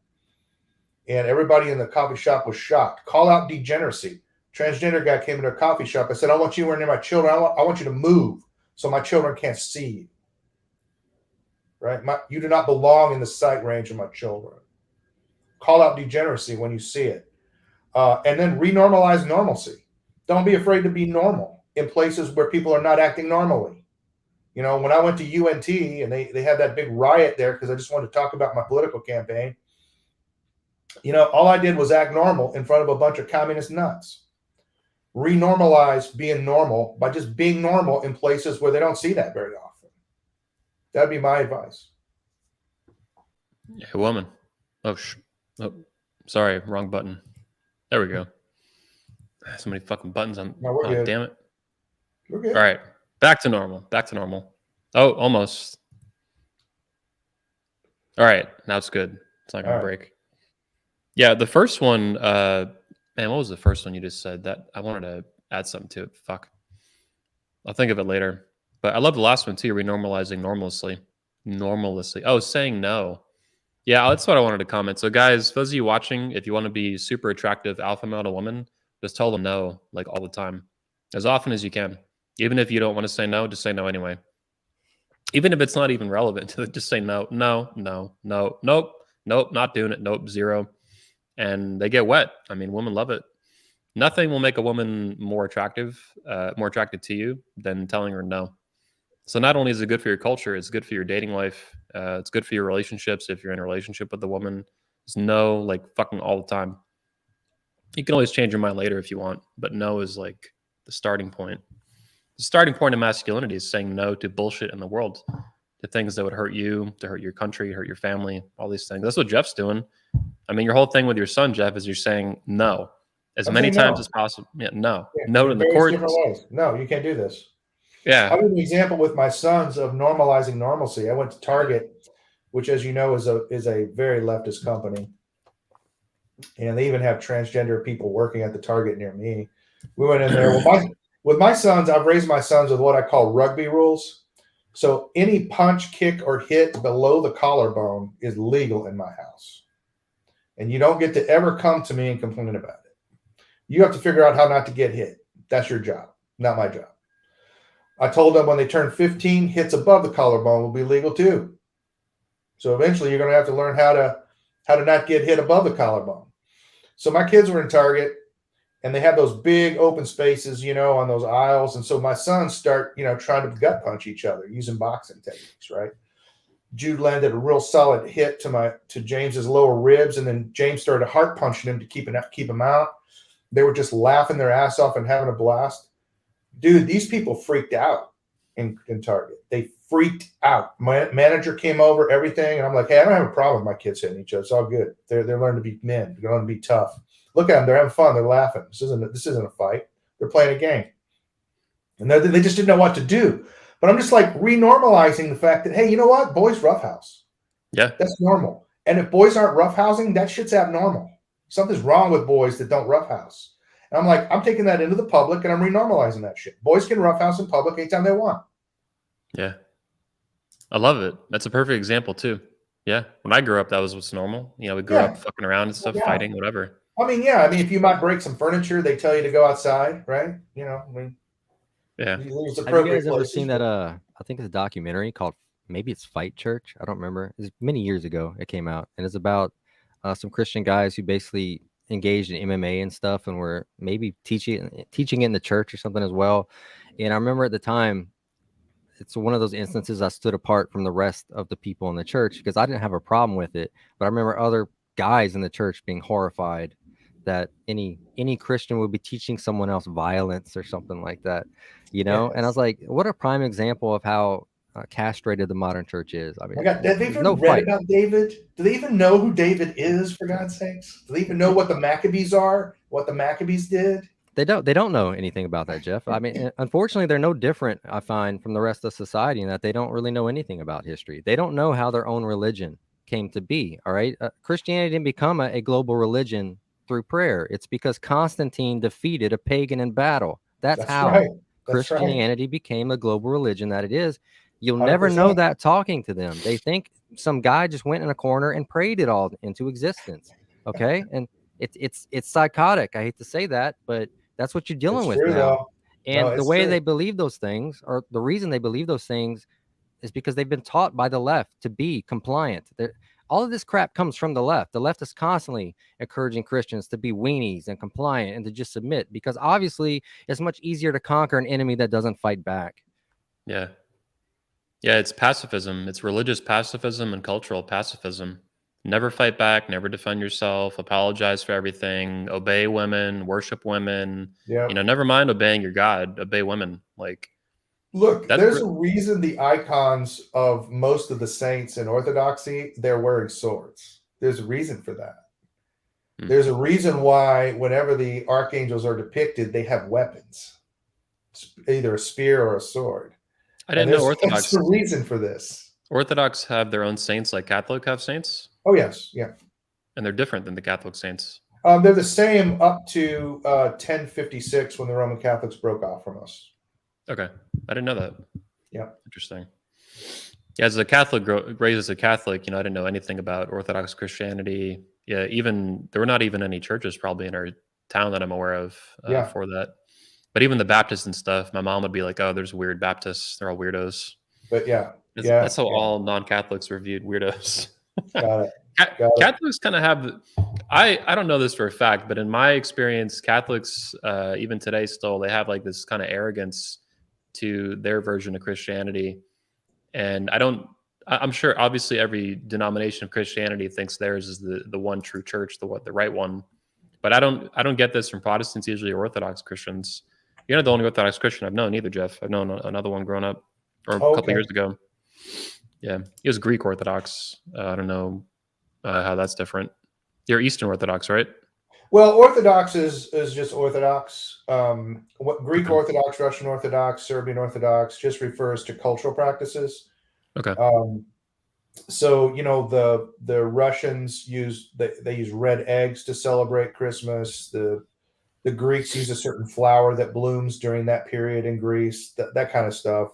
And it represents the language. The liturgy we believe the liturgy should be said in the language of the people, not in some sacred language nobody speaks.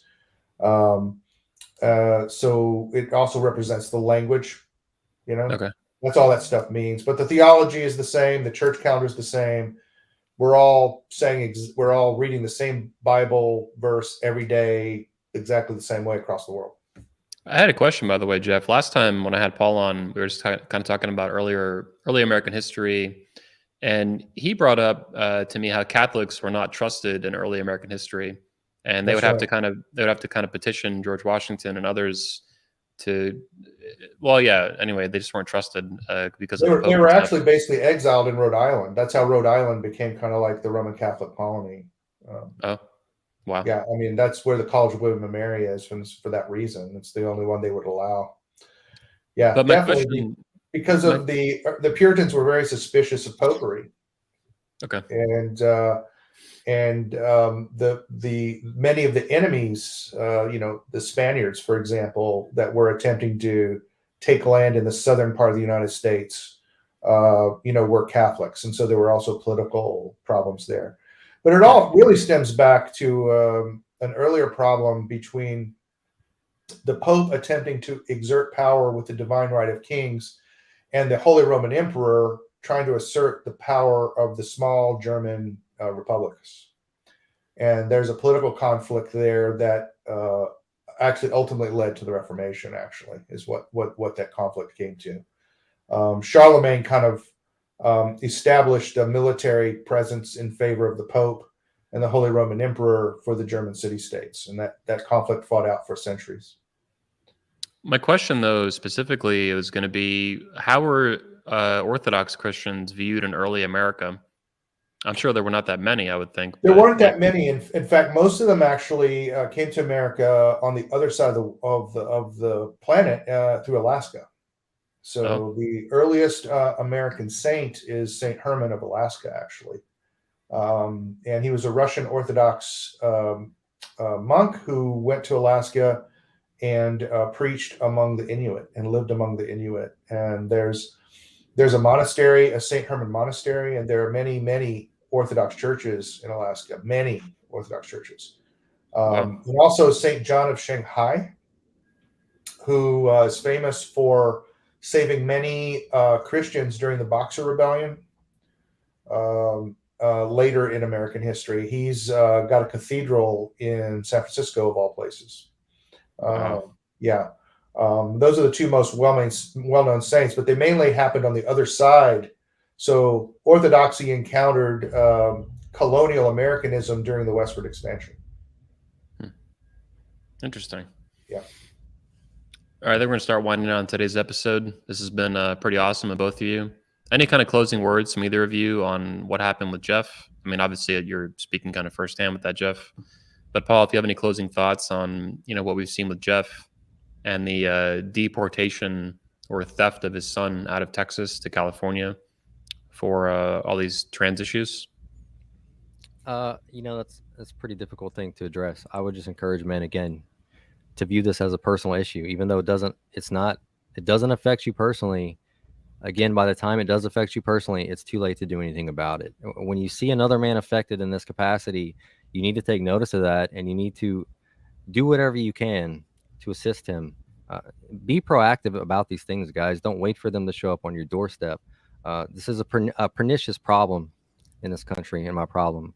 We've got to be way more proactive in dealing with these things. It has to become fashionable again for men to be proactive and to take action, to do things about evils that they see in society. Your role is not to be submissive. Your role is not to just be a spectator. I guess that's all I have to say about that. Jeff? Well, look, if you want to have a family, then you have to take an interest in family law, because family law in the United States is destroying your capacity to have children and to be secure in your posterity as a father. You have to take an interest in this. And that means that you are going to have to get active and change the laws in your state. You need to outlaw transgender child abuse. You need to change the child support system so that it takes into account the income of both parties and the amount of time spent with it. For there are men who have their children full time that still pay child support to the mother, even though she doesn't have the kids. That can't be allowed. We need to reduce the economic incentives for women to leave marriages. The vast majority of divorces are filed by women, and they're leaving perfectly decent men. No abuse or neglect is even alleged. You need to reduce the economic incentives for women to leave marriages.